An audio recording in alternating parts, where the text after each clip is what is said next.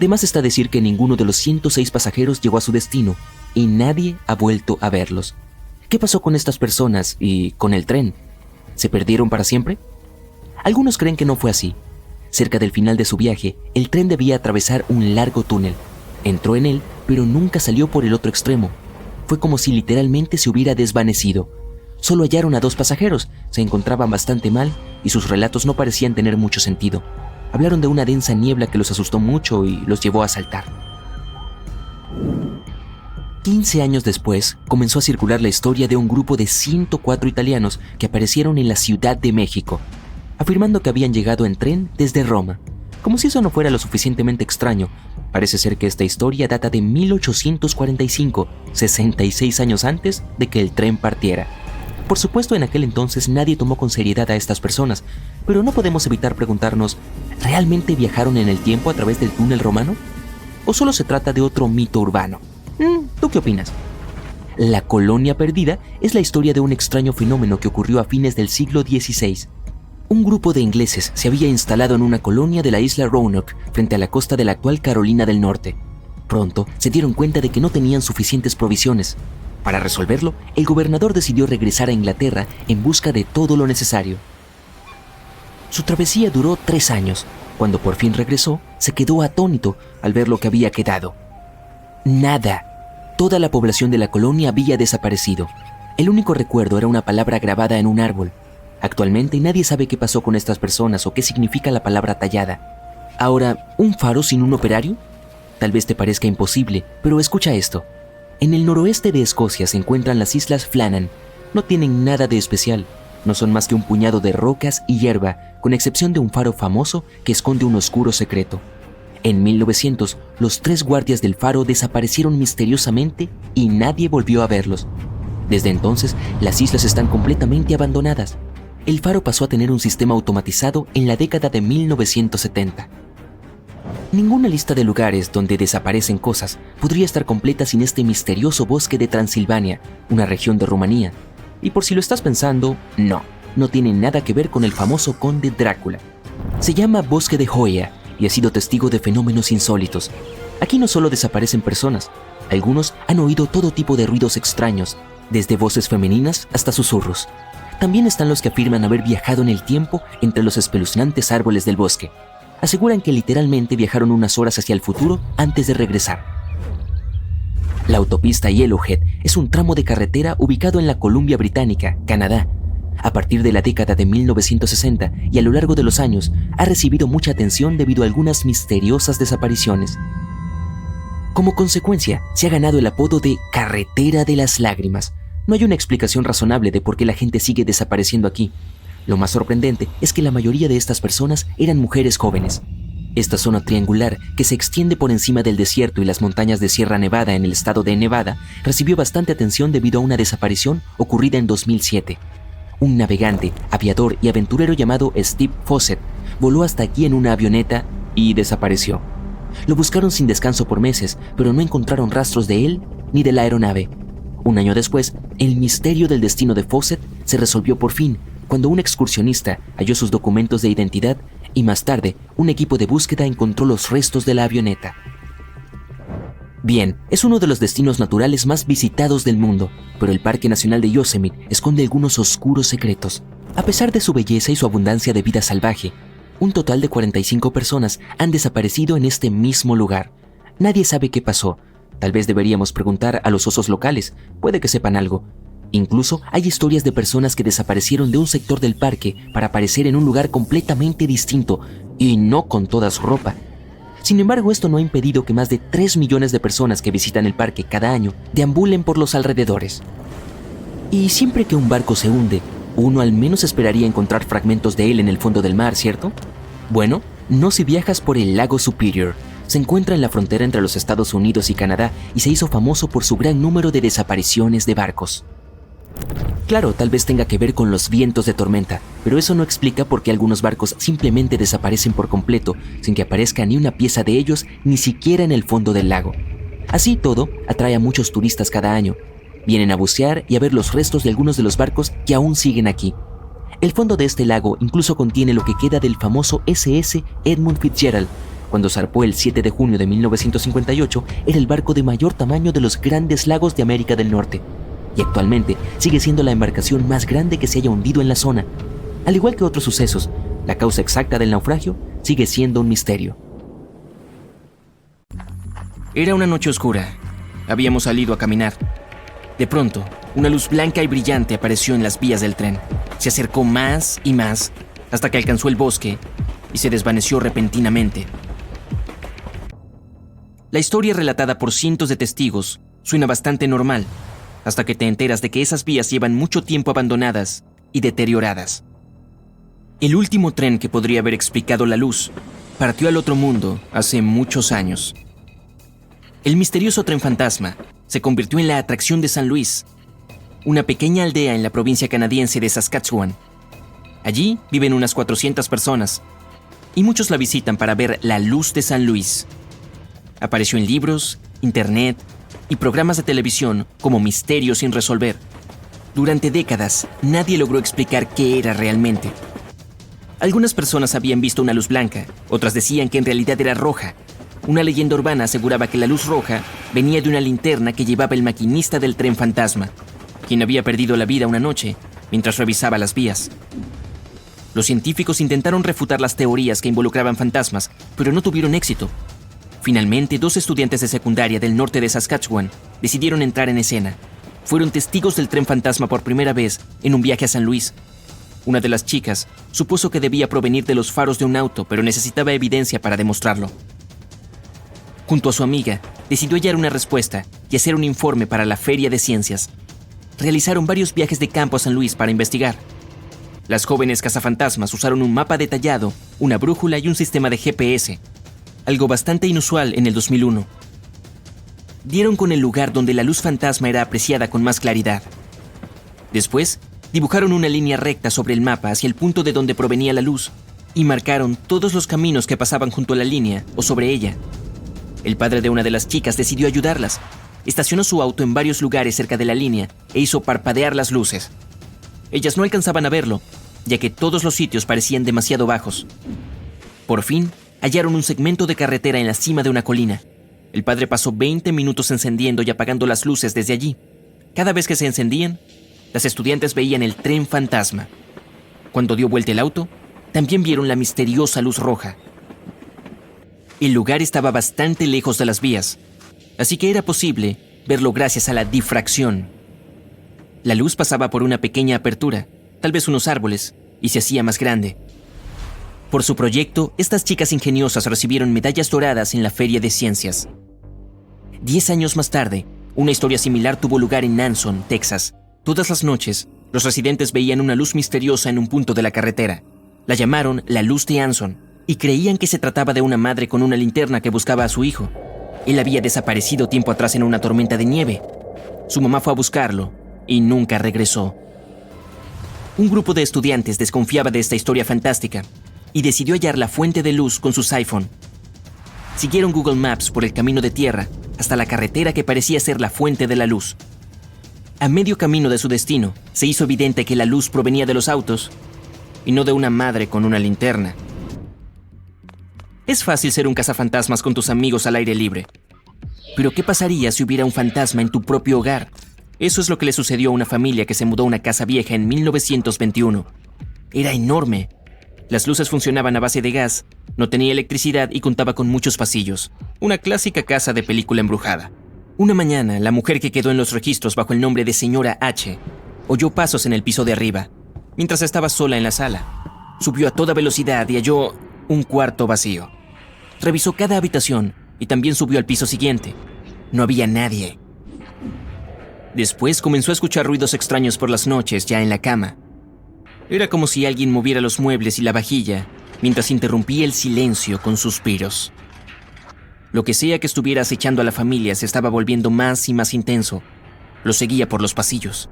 Era como si estuviera a punto de acercárseles y establecer contacto.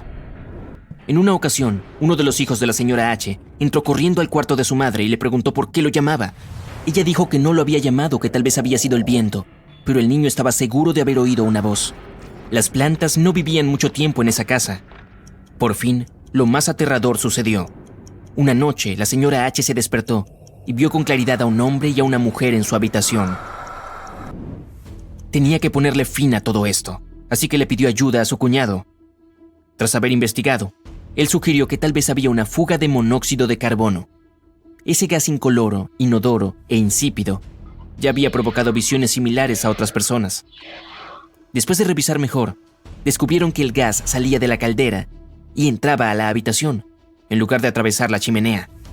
Esto traía dolores de cabeza, alucinaciones, mareos y otros síntomas desagradables a la familia. Algunos fantasmas dejan huellas digitales, o eso asegura la leyenda de San Antonio. El relato cuenta que en 1938, un autobús escolar atravesaba una tormenta de nieve severa cuando quedó atascado en las vías del tren. Los maquinistas lo vieron e hicieron todo lo posible para detenerse, pero no lograron evitar el choque. No hubo sobrevivientes dentro del autobús.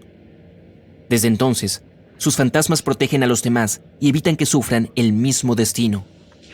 Cientos de personas han visitado ese punto para jugar con el destino. Dejan sus autos sobre las supuestas vías embrujadas y esperan a que los fantasmas vengan a ayudarlos. Algunos colocan talco en sus vehículos para tener huellas digitales como evidencia. Y de hecho, encuentran huellas al salir del auto. Resulta que también existe una explicación lógica para esto. Hay una inclinación en las vías. Cuando el auto se mueve un poco, puedes ver tus propias huellas en el talco. Y la historia original que inspiró la leyenda ni siquiera tuvo lugar en San Antonio, sino en Salt Lake City, Utah. Algo inexplicable sucedía en el campus de la Universidad Coventry, en Inglaterra. Cualquier persona que visitara el sótano del siglo XIV huía despavorida, asegurando haber visto el fantasma de una mujer. Un profesor de la institución, que además era cazafantasmas a tiempo parcial, decidió resolver el misterio. En una ocasión se encontraba trabajando en su laboratorio cuando sintió la presencia de alguien más. Fue lo suficientemente valiente como para revisar el sótano y descubrió que la razón de toda esa locura era lo que llamó la frecuencia del miedo. Los niveles de la frecuencia del sonido en el sótano eran tan altos que llevaban a las personas a ver ilusiones ópticas y sentir ansiedad y escalofríos. Un efecto similar hace que escuches un zumbido en una copa cuando le pasas un dedo húmedo. Una pequeña aldea en Kalachi, Kazajstán, se ha convertido en el hogar de una enfermedad única y misteriosa, conocida como Sleepy Hollow. En 2013, los primeros aldeanos se vieron afectados por ella. Estaban haciendo actividades cotidianas, montaban en bicicleta, iban a trabajar o conversaban con amigos. De pronto, se quedaron dormidos. Los casos eran similares: problemas para hablar, un mareo ligero y después, ¡boom! Algunos despertaban después de 6 días, después de fuertes ronquidos, sin recordar nada de lo que había sucedido, con debilidad y dolor de cabeza. La enfermedad del estilo de la Bella Durmiente afectó a personas de todas las edades, incluyendo a niños y hasta un gato llamado Marquis. Su dueño dijo que el animal había comenzado a atacar las paredes, los muebles y al perro de la familia. Después se quedó dormido y pasó horas roncando como un humano. Más de 150 personas padecieron Sleepy Hollow en 3 años. Los médicos y los expertos en trastornos del sueño no lograban hallar una explicación. Muchos culpaban a la posible radiación de las minas de uranio que había cerca. Los doctores de Kazajstán inspeccionaron más de 7,000 hogares, pero descubrieron que los niveles de radiación no eran lo suficientemente altos como para ser responsables. También buscaron metales pesados y bacterias en el suministro de agua de la zona, pero todo estaba en orden. Entonces, el excapataz de una mina de uranio sugirió la posibilidad de que un gas estuviera filtrándose a través del suelo. Los científicos indagaron en esa teoría y resultó ser la respuesta. Ese gas peligroso se encontraba en el aire y reducía los niveles de oxígeno, lo que llevaba a las personas a quedarse dormidas. Una vez que el misterio fue revelado, las familias comenzaron a mudarse de ese Sleepy Hollow asiático. China planea construir un tren que conectará China continental con los Estados Unidos. La línea comenzará en la región noreste y luego se abrirá paso a través de Siberia en el este de Rusia. Luego pasará bajo el mar a través del estrecho de Bering hasta Alaska en los Estados Unidos a través de un túnel submarino de 200 kilómetros. Luego fluirá a través de las montañas Yukon de Canadá y Columbia Británica y finalmente a los Estados Unidos. Y una vez ahí, puede conectarse con todas las principales estaciones de tren de los Estados Unidos. La distancia total, alrededor de 13,000 kilómetros. Esta red de China, Rusia, Canadá y Estados Unidos fue concebida en 2014 por un grupo de ingenieros chinos que tenían la visión de una importante vía de tren transcontinental. Afirman que si se construye el proyecto solo tendría que esperar 2 días para un viaje de China a Estados Unidos sin tener que ir al aeropuerto. Un viaje en tren es mucho más suave que en un avión y ofrece a las personas mejores oportunidades de experimentar viajar cerca del suelo que en el aire.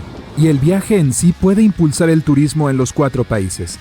A pesar de que un viaje en avión desde China a los Estados Unidos es de 14 horas, dependiendo de dónde vengas, cualquiera podría experimentar el placer de mirar por la ventana y verse a sí mismo atravesar la Tierra. Este nuevo sistema ferroviario será 2.900 kilómetros más largo que el ferrocarril transiberiano, y el túnel en sí será 4 veces más largo que el del Canal de la Mancha. Si el proyecto recibe luz verde, costaría un total de $200,000 millones. Construir sobre la superficie principal no será tan complicado y desafiante como cabría esperar. Pero el túnel en el estrecho de Bering requerirá muchos ingenieros calificados y experimentados para construirlo, y ya han descubierto cómo lo van a hacer. Se dividirá en 3 niveles con tráfico bidireccional. El nivel superior serán los trenes de alta velocidad, la parte inferior será carga y pasajeros que se mueven lentamente, y el nivel medio será para emergencias. El tren de carga puede mover hasta 100 millones de toneladas de carga, lo que representa el 8% de la carga mundial entre Europa, Rusia, China, Japón, Corea del Sur, Canadá y los Estados Unidos. Los pasajeros que deseen salir de Alaska a Rusia y viceversa, solo tendrán que tomar un tren de alta velocidad de 20 minutos hasta su destino. Solo el túnel en el estrecho de Bering costará alrededor de $35,000 millones. De principio a fin, podría tardar entre 12 y 15 años en completarse. El proyecto involucrará a muchas empresas internacionales y de construcción para ayudar a completarlo. Este podría ser probablemente el proyecto más caro de la historia si se financia adecuadamente. Será lo suficientemente fuerte como para soportar las heladas aguas del estrecho de Bering y las fuertes olas que lo rodean. La línea ferroviaria China-Rusia-Canadá-América sería el megaproyecto más caro y ambicioso de la historia y tardaría años en completarse. Pero según algunas fuentes, China confía en tener la tecnología necesaria para hacer algo de esta escala. Cambiará la industria de transporte para siempre y aumentará el turismo en todos los continentes. Si se construyera este proyecto, técnicamente sería posible viajar desde una estación de tren en Portugal hasta los Estados Unidos. Europa tiene una impresionante red de trenes que están todos conectados entre sí. Desde el este de Europa hasta Asia Central, puedes tomar un autobús desde ciertos países hasta llegar a China. Durante los últimos 20 años, la veloz red ferroviaria de China ha crecido increíblemente. Tiene la red ferroviaria de alta velocidad más grande del mundo, que cubre más de 37,000 kilómetros. Con sede en Shanghái, también es el tren comercial más rápido que recorre 430 kilómetros por hora. Entonces, una vez en China, puedes subirte a cualquier tren y salir a toda velocidad hacia donde quieras. Será la mejor experiencia de viaje viajar solo en tren de un continente a otro. No será necesario viajar en avión. Entonces, si tienes miedo a volar, esta será la manera perfecta de viajar. Pero construir túneles de trenes bajo el agua no es fácil. Los mejores ingenieros deben averiguar todos los riesgos de antemano. El túnel del Canal de la Mancha, o Eurotúnel, es un tren submarino que te lleva de Londres a París en solo 2 horas y media a velocidad de crucero. El tren está altamente equipado con la tecnología más avanzada del mercado para asegurar un viaje cómodo. Si tienes algo que hacer, puedes abrir tu computadora portátil y conectarte al Wi-Fi. ¿Quieres tomar un descanso? Simplemente dirígete a la cafetería para tomar una copa y disfruta de la sensación de estar en el salón y de las excelentes bebidas. Y si quieres ver una película o ponerte al día con tu serie favorita, el tren también te lo ofrece. No sentirás que pase el tiempo, ya que puedes relajarte en los lujosos asientos de cuero de la clase Business Premier. El tren viaja a unos 300 km por hora y se considera el tren submarino más largo del mundo, teniendo en cuenta que la mayor parte está sumergido. El túnel en sí tiene 50 kilómetros de largo y costó $6,3 mil millones. Comenzó a construirse en 1988 y se completó 6 años después, en 1994. Fue considerada una de las 7 maravillas del mundo moderno en línea con el Empire State Building en Nueva York, el Canal de Panamá y el puente Golden Gate de San Francisco. Y al igual que el proyecto soñado de China a Estados Unidos, este túnel tiene 3 vías, 2 para trenes y una más pequeña para emergencias. Cada vagón tiene 775 metros de largo y se necesitaron 13,000 empleados para construirlo. A pesar de que muchas personas visitan la ciudad del amor y el centro multicultural de Europa en Londres, la importación y la exportación también circulan en el Eurotúnel. Según algunos informes, el 26% de los bienes comercializados pasa entre el Reino Unido y el resto de Europa cada año. China aprobó el primer tren de alta velocidad submarino desde el puerto de Ningbo, cerca de Shanghái a Shushan, que es un grupo de islas en la costa este de China. El nuevo ferrocarril se extenderá por alrededor de 80 kilómetros con una parte decente construida bajo el agua. Lo que lo hace más genial es que el tren se apoyará en una pista magnética donde las cabinas flotarán sobre las vías y se moverán a toda velocidad. Si este proyecto se convierte en realidad, lo más probable es que se sienta como viajar en un tren real. Puedes reservar cabinas y habitaciones con varios dormitorios y alojamientos. Serías tratado como un invitado de honor en cualquier ceremonia. El entretenimiento y la comida constantes están disponibles durante todo el día. Los precios de los boletos pueden variar, pero siguen siendo caros, por lo que no todo el mundo puede permitírselos. Hay Wi-Fi de alta velocidad en todas las áreas, con algunos de los mejores asientos del mundo. Será posible vivir en Europa y trabajar en Asia sin volar. Incluso vivir en Rusia y trabajar en Alaska puede ser una realidad.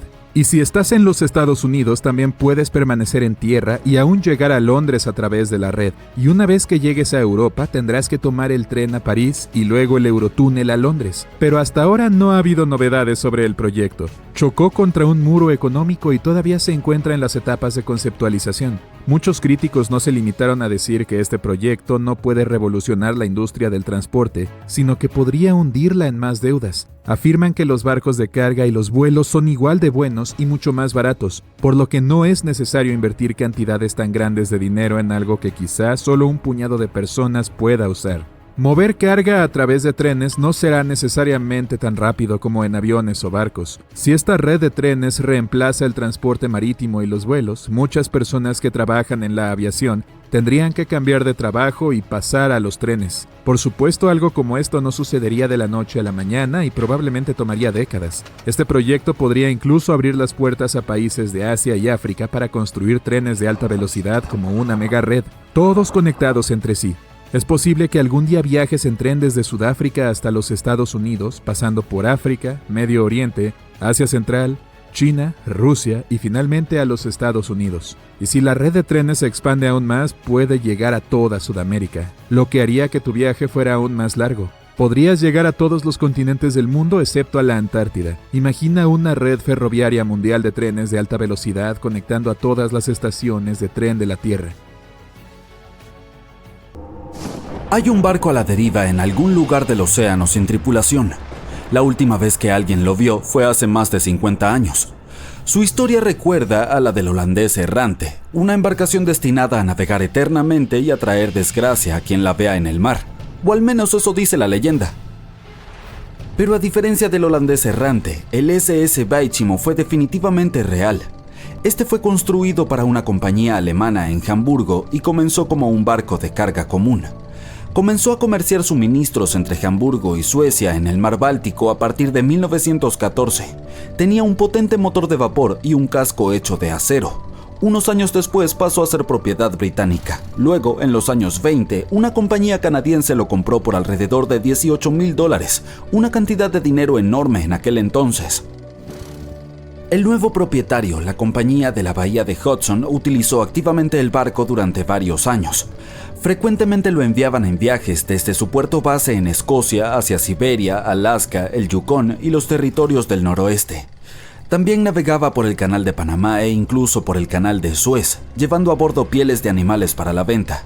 A veces también transportaba pasajeros. Había completado 9 viajes exitosos antes de que esta racha de buena suerte llegara a su fin. A partir de la década de 1930, el SS Baichimo comenzó a tener problemas con el hielo y las tormentas. Cuando quedó atrapado por primera vez en el hielo en octubre de 1931, algunos de los tripulantes lograron escapar hacia Alaska. 15 de los 22 marineros decidieron quedarse con su barco e intentar salvarlo. Llevaban a bordo pieles y otras cargas valiosas valoradas en aproximadamente $58,000. La empresa les envió suministros para sobrevivir el invierno. Establecieron un campamento cerca del barco con escotillas, lonas y otros materiales y descargaron la carga. A fines de noviembre, una ventisca azotó la zona y parecía que se había llevado el barco consigo. La plataforma de hielo había resistido, pero la embarcación se había soltado. Algunos miembros de la tripulación estaban seguros de que había naufragado, pero poco después escucharon a uno de los lugareños que había avistado su barco a unos 72 kilómetros de su campamento. La tripulación siguió adelante con sus vidas y el barco comenzó su viaje como un buque fugitivo. La gente avistaba el SS Baichimo aproximadamente una vez al año hasta 1969. Por lo general era visto cerca de la costa de Alaska. Un hombre que iba hacia Nome con su trineo de perros, prospectores, exploradores y cazadores de tesoros, todos afirmaron haber visto el SS Baichimo. Alguien intentó abordarlo y llevarlo al puerto, pero terminó varado en él durante días debido al terrible clima. Otros tuvieron más suerte y lograron llevarse un bote ballenero, algunos muebles y otros objetos valiosos del barco. Aquellos que se acercaron a él vieron que estaba dañado y le faltaba la hélice. Aún así se mantuvo a flote sin tripulación durante al menos 38 años y se convirtió en el barco fantasma que más tiempo ha navegado en la historia. En 2006, las autoridades de Alaska iniciaron un proyecto para resolver el misterio del barco fantasma del Ártico y finalmente encontrar al SS Baichimo, ya fuera sobre o bajo el agua. Sin embargo, hasta ahora no se ha tenido éxito. El SS Baichimo sigue siendo uno de los aproximadamente 4,000 barcos que han desaparecido frente a las costas de Alaska. Si la leyenda del siglo XVII no miente, este barco fantasma podría estar navegando en algún lugar junto al holandés errante. Esta embarcación, también llamada holandés volador, pertenecía a la Compañía Neerlandesa de las Indias Orientales. Su capitán logró hacer lo imposible para esa época y navegó de los Países Bajos a Indonesia en solo 3 meses. Decían que volaba sobre el mar y algunas lenguas maliciosas explicaban que había hecho un pacto con las fuerzas del mal para lograrlo. Una vez, cuando el barco navegaba de regreso a casa, su capitán y la tripulación desaparecieron sin dejar rastro. Hay muchas versiones sobre lo que les ocurrió. Una de las primeras dice que intentó entrar al puerto en el Cabo de Buena Esperanza. Se encontró con una terrible tormenta y se hundió, ya que no había capitán que pudiera salvarlo. Otra leyenda cuenta que el capitán se negó a obedecer a los cielos para dejar que el barco se hundiera durante la tormenta.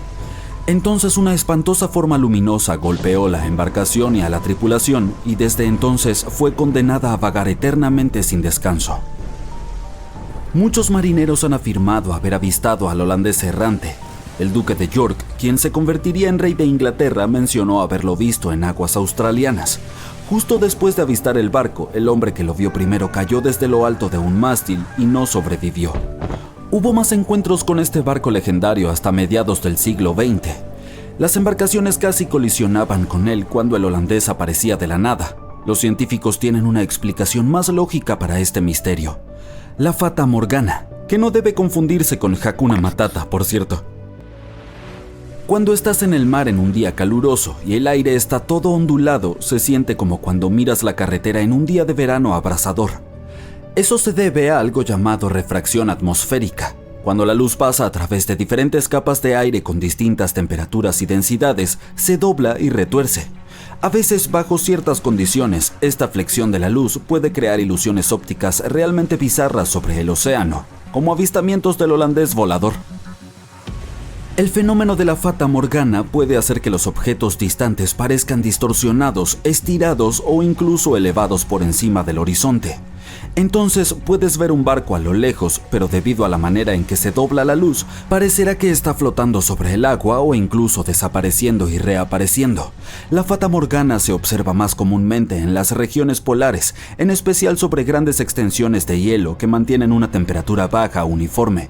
Sin embargo, puedes verla en cualquier lugar, incluso en desiertos y sobre lagos en días calurosos. Las primeras historias sobre barcos fantasma se remontan a la mitología griega y romana antigua. Uno de los barcos fantasma más famosos de la historia es el Mari Celeste.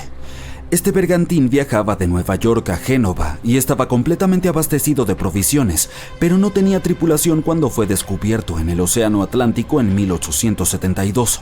Las pertenencias personales de la tripulación también estaban allí, completamente intactas. La última anotación en su bitácora se había hecho 10 días antes. Todavía no sabemos qué le sucedió a su tripulación, pero el barco ha inspirado muchas historias y leyendas escalofriantes. La Lady Lovibond fue otra goleta legendaria que se cree naufragó frente a la costa de Kent a mediados del siglo XVIII. La historia cuenta que el capitán del barco, Simon Reed, acababa de casarse, por lo que llevó a su esposa a bordo para un crucero de celebración a pesar de la superstición de que podría traer mala suerte. Estaban de camino a Portugal cuando el primer oficial, quien también estaba enamorado de la nueva esposa del capitán, enloqueció por celos. Atacó a otro miembro de la tripulación y luego tomó el timón y dirigió el barco directamente hacia los temidos bancos de arena de Goodwin. Nadie a bordo sobrevivió y se dice que el bergantín reaparece como un barco fantasma cada 50 años. En la actualidad, muchas embarcaciones son abandonadas de forma intencional y se convierten en barcos fantasma. Hay miles de ellas flotando en ríos, lagos, canales y aguas costeras de Estados Unidos. Algunas personas pierden sus barcos en tormentas y otros fenómenos meteorológicos extremos. Otras deben abandonarlos porque mantenerlos puede costar el 10% del precio de la embarcación. Además, el amarre de un barco puede sumar varios miles de dólares cada año. Muchas embarcaciones son construidas con fibra de vidrio, por lo que un propietario no puede simplemente reciclarlas como chatarra.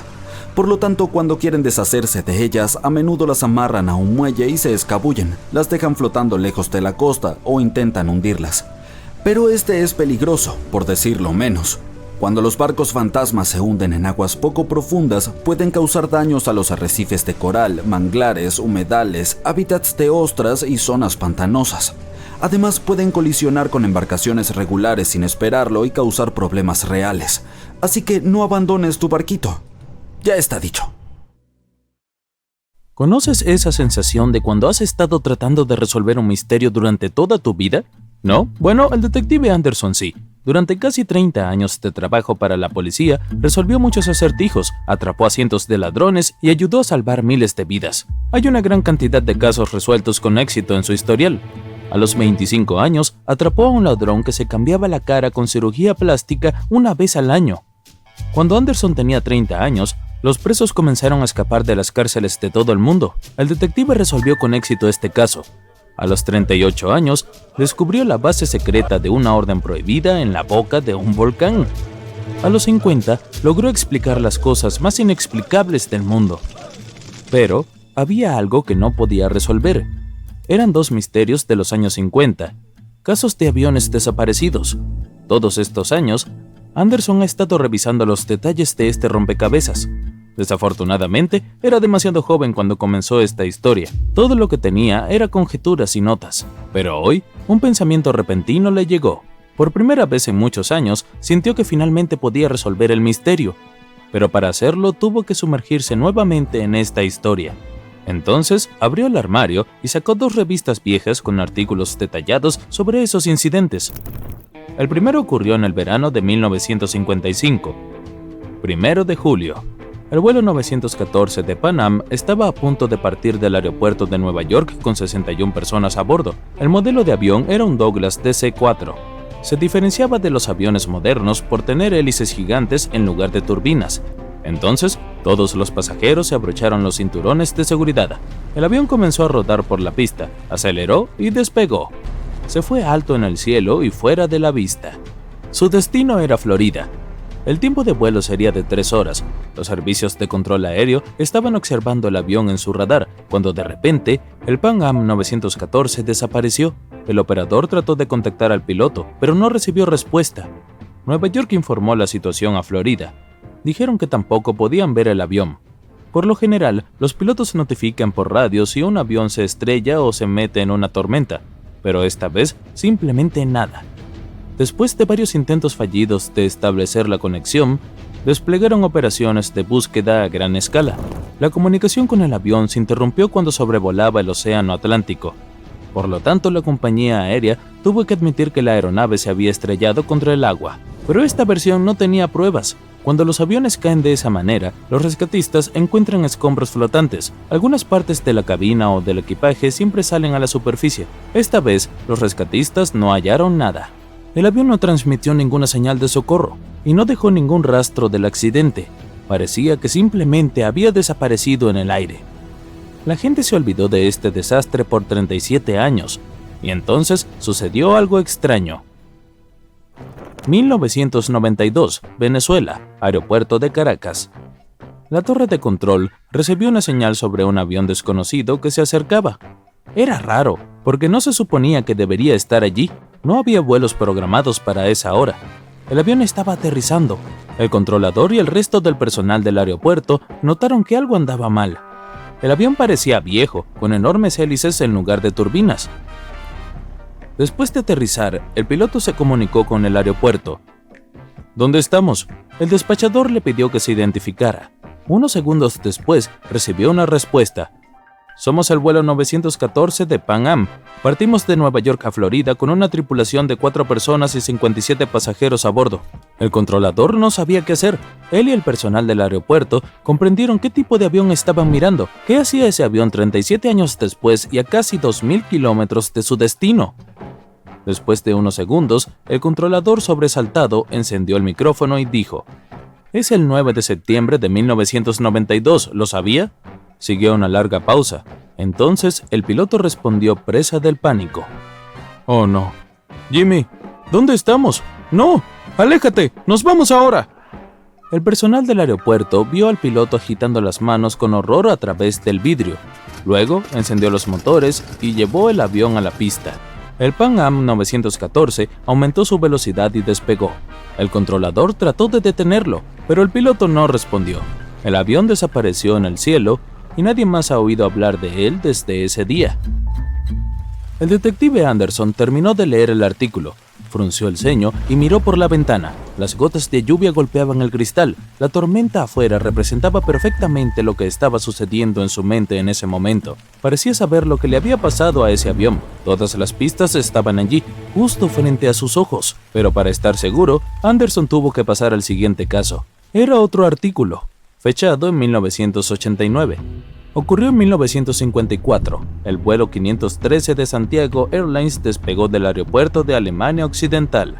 El avión debía aterrizar en Brasil en 18 horas. A bordo viajaban 88 pasajeros y 4 tripulantes. El avión se metió detrás de las nubes y desapareció de todos los radares. Los controladores de tráfico aéreo intentaron contactar a los pilotos, pero no recibieron respuesta. 18 horas después, llamaron al aeropuerto de Brasil. Allí no pudieron confirmar el aterrizaje de este avión y tampoco pudieron contactar a los pilotos. La operación de búsqueda duró varios meses, pero no encontraron nada. Al igual que en el caso del Pan Am 914, el avión desapareció del radar mientras volaba sobre el Océano Atlántico. 2 años después, finalizó el operativo de búsqueda y Santiago Airlines cesó sus actividades. 12 de octubre de 1989, los controladores de un aeropuerto de Brasil notaron un avión de pasajeros que apareció repentinamente en su radar. No respondió a las preguntas del personal y solo voló en círculo sobre la base aérea. Después de unos minutos, el avión aterrizó y nada. Nadie abrió la rampa. Los pasajeros no se bajaron. Los pilotos no respondieron. La aeronave estaba en perfectas condiciones. Uno de los controladores se dio cuenta de que se trataba del desaparecido vuelo 513 de Santiago Airlines, que se había dado por perdido durante 35 años. El personal del aeropuerto se acercó al avión y abrió las puertas. Lo que vieron allí los aterrorizó. La policía, el personal de aduanas, médicos, detectives y otros miembros del personal del aeropuerto se reunieron alrededor del avión. Nadie sabía qué hacer. No había ninguna persona viva a bordo que pudiera decir la verdad. El avión desapareció en 1954 y apareció 35 años después en perfecto estado sin ningún daño. Hasta el momento, nadie ha descubierto qué pasó. El detective Anderson notó que las historias eran muy similares. Pan Am 914 desapareció en 1955. Santiago Airlines 513 desapareció en 1954. La diferencia era de casi un año. Anderson se rascó la cabeza y notó otro pequeño detalle. Ambos aviones desaparecieron del radar en el momento en que sobrevolaban el Océano Atlántico.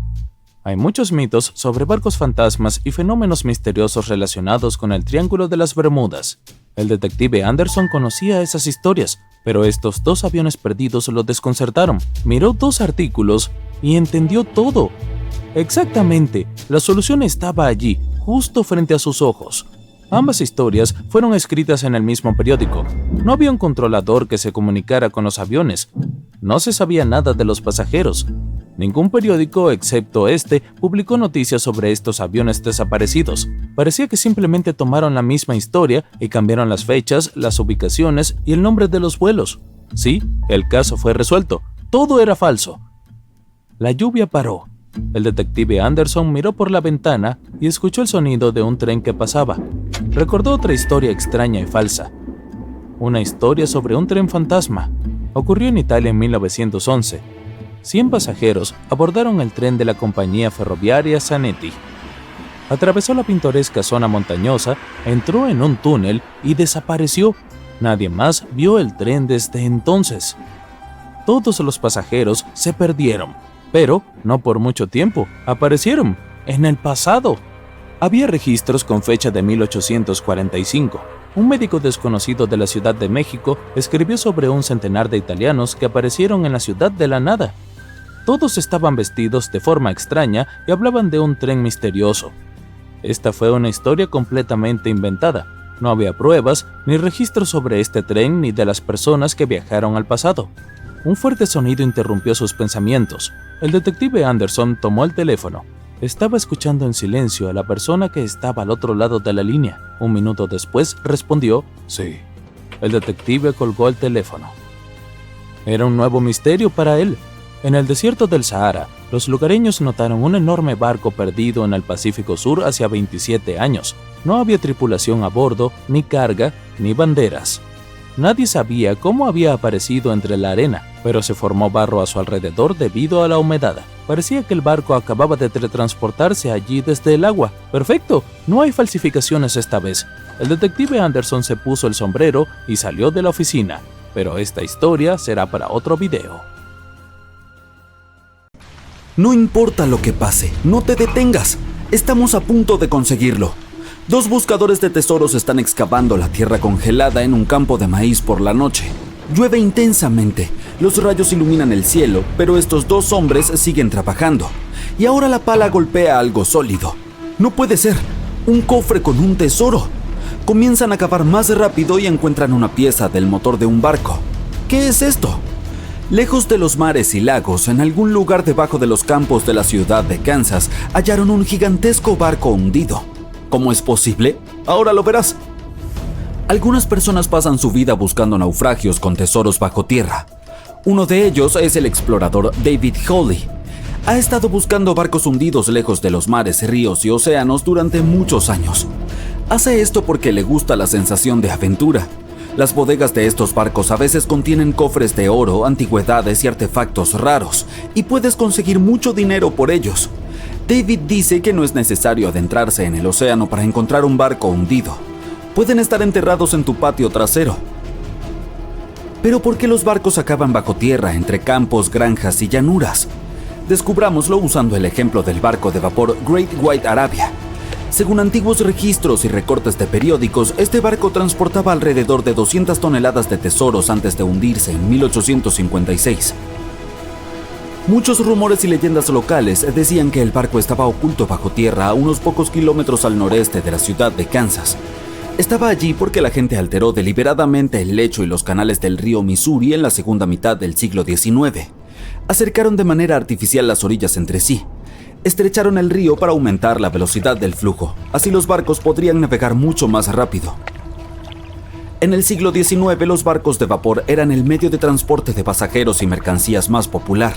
Antes de los ferrocarriles, extendieron la frontera occidental a través de los ríos Mississippi y Missouri y llevaron suministros a la gente. Por eso era tan importante aumentar la velocidad de su movimiento. Así, el 5 de septiembre de 1856, el Arabia navegaba por dicho estuario. Se encontró con un obstáculo que sobresalía del agua. Un trozo de madera inundó rápidamente el barco. Afortunadamente todos los pasajeros fueron evacuados, pero el vapor y su preciosa carga llegaron al fondo arenoso del Missouri en unos pocos minutos. Pasaron varios años, todos se olvidaron del barco. Durante este tiempo el curso del río Missouri había cambiado, pero el Arabia permanecía en el húmedo y fangoso fondo. El nivel del suelo se iba elevando y la tierra perdía humedad. Finalmente, muchas décadas después, se formó un campo de maíz sobre el naufragio. En los años 80, un granjero era dueño de esta zona y no tenía idea de lo que estaba escondido en su territorio. David Hawley estudió con cuidado la historia de los barcos hundidos de los Estados Unidos. Sabía que cientos de barcos de vapor habían terminado bajo el agua en todo Missouri, pero sobre todo le interesaba el Arabia, ya que había rumores de que estaba lleno de oro y otras cosas valiosas. Los campos de maíz de Kansas eran vastos, pero David Hawley sabía cómo buscar. En 1987 comenzó a trabajar. Primero, junto con su hermano y su padre, recogieron todos los recortes de periódicos antiguos que pudieron encontrar. No solo buscaban información sobre el vapor, sino también mapas del río Missouri. Rastrearon sus cambios históricos, verificaron las fechas e identificaron una amplia zona donde el vapor se hundió. A continuación, utilizaron pruebas electromagnéticas y otros estudios geológicos para analizar el suelo y encontrar el lugar correcto. Buscaron diferencias en la humedad y la densidad del terreno. Luego recorrieron el territorio con potentes detectores de metal y así, para el otoño de 1988, habían determinado la ubicación del barco de vapor. El Arabia tenía el tamaño de una cancha de fútbol. Este gigantesco buque yacía 14 metros bajo tierra. Pero antes de comenzar a excavar, tuvieron que pedirle permiso al dueño del campo de maíz. Para el agricultor, esta noticia fue una gran sorpresa. Aceptó con la condición de que las excavaciones se completaran para la primavera, de modo que pudiera sembrar una nueva cosecha. Excavar un barco gigante en invierno es mucho más difícil y costoso que en otras estaciones. Incluye costos adicionales de equipamiento, electricidad y calefacción. El equipo trabajó día y noche. Financiaron las excavaciones con su propio dinero. Cada uno invirtió más de $10,000 y sacó un préstamo bancario. Finalmente notaron los primeros detalles del barco. Las palas golpearon las enormes calderas del motor y la cubierta. El objetivo se había logrado.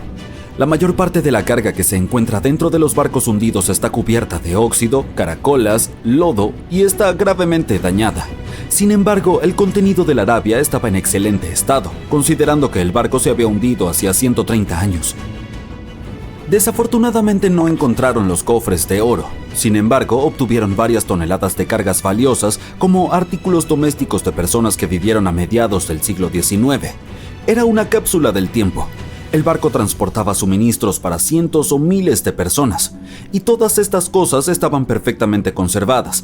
Por ejemplo, podían ver con claridad la marca estampada Goodyear Rubber Company en un zapato de goma. Mientras más se prolongaban las excavaciones, más cosas encontraban David y su equipo. En los barriles hallaron platos del siglo XIX, estaban intactos y utilizables. Además, había ropa limpia, miles de pares de zapatos, arpones, sartenes y paraguas. El barco transportaba mercancías para abastecer a unas 16 pequeñas localidades. Es cierto, no es oro, pero estos artefactos también son valiosos. El contenido del barco podría valer millones. Sin embargo, la tripulación no pensaba venderlo. Crearon un museo en el sitio de un antiguo mercado de frutas en Kansas. Si vas allí, de inmediato te sentirás como si estuvieras en una tienda del siglo XIX. Hay miles de artículos en buen estado. Incluso las cerillas están lo suficientemente secas como para encender. Le tomó a David muchos años presentar la colección completa del barco de vapor.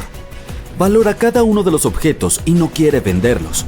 Cualquiera puede venir aquí, pagar un boleto y encontrar un fragmento del pasado. ¿Quién sabe? Quizá también haya un viejo barco escondido en tu patio trasero, ¿no? En 2008, unos geólogos encontraron un barco antiguo en el caluroso desierto de Namibia. Navegaba en los días en que los piratas aterraban a los marineros, y ahora está dentro de una laguna seca. El barco zarpó de Lisboa en 1533 y desapareció junto con la tripulación cerca de una pequeña ciudad minera de diamantes. Después de casi 500 años, el casco estaba gravemente dañado. Solo quedaba el armazón del barco, pero el tesoro que estaba escondido dentro permaneció intacto. Estudiaron cuidadosamente el barco durante mucho tiempo, tratando de no arruinar nada. Y entonces, 5 días después, encontraron un gran cofre antiguo en la bodega. Al abrirlo cuidadosamente, hallaron monedas de oro. Así, el costo del barco se estimó en alrededor de $10 millones. La causa exacta del naufragio es desconocida, pero los expertos creen que el barco fue destruido por la carga pesada y el mal tiempo. Se hundió hasta el fondo, que después se convirtió en un desierto. Algunos encuentran un avión en su patio trasero, otros un barco, y un hombre halló en su casa un pasaje a una antigua ciudad secreta. Esto ocurrió en Turquía en 1963. El dueño del edificio decidió hacer reparaciones. Fue a su sótano y derribó la pared para convertir este lugar en una sala de estar. Y así, detrás de una pared, encontró un túnel que conducía al subsuelo. El hombre pensó que era algún tipo de cámara secreta. Bajó y se dio cuenta de que era mucho más que eso. Se trataba de una ciudad antigua de 18 pisos de profundidad. Fue construida entre los años 780 y 1180 como refugio ante desastres climáticos y la invasión de enemigos. Este lugar también oculta muchos túneles subterráneos que se extienden por varios kilómetros en distintas direcciones. Las personas podían llegar a la ciudad desde diferentes puntos utilizando pasajes secretos que conducían a estas rutas. La ciudad puede albergar a cerca de 20.000 residentes, ganado y toneladas de provisiones de alimentos. Los arqueólogos también han encontrado una capilla, escuelas, establos y cocinas públicas allí. La luna brilla con intensidad e ilumina las aguas negras del océano. Una niebla espesa lo cubre con un silencio siniestro. Un silencio que es interrumpido de pronto por el crujido de tablas de madera y el repiqueteo de las olas. A través de la niebla, ves la silueta de un barco viejo y grande. Su casco está oxidado y un frío extraño emana de él. Pero lo más inquietante es que no hay nadie en la cubierta. El barco navega sin tripulación.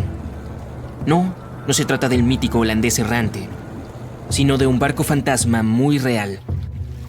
2 de septiembre de 2019. El HMS Protector, un rompehielos de la Marina Real Británica, navega por las aguas tranquilas del Océano Atlántico. Son las 11 de la noche. Parte de la tripulación está en la cubierta, otros duermen en sus cabinas. El capitán hace girar el barco y mira directamente hacia el horizonte. El cielo es iluminado por un crepúsculo naranja y unas nubes flotan a la distancia. De pronto, en medio de este hermoso paisaje, un marinero reconoce la silueta negra de un barco desconocido. El capitán desacelera y desvía el curso para acercarse un poco más a la misteriosa embarcación. Se trata de un viejo buque de carga de 75 metros de largo. Los intentos por contactar a los miembros de la tripulación no consiguen nada. Es como si el navío desconocido flotara en el océano por cuenta propia.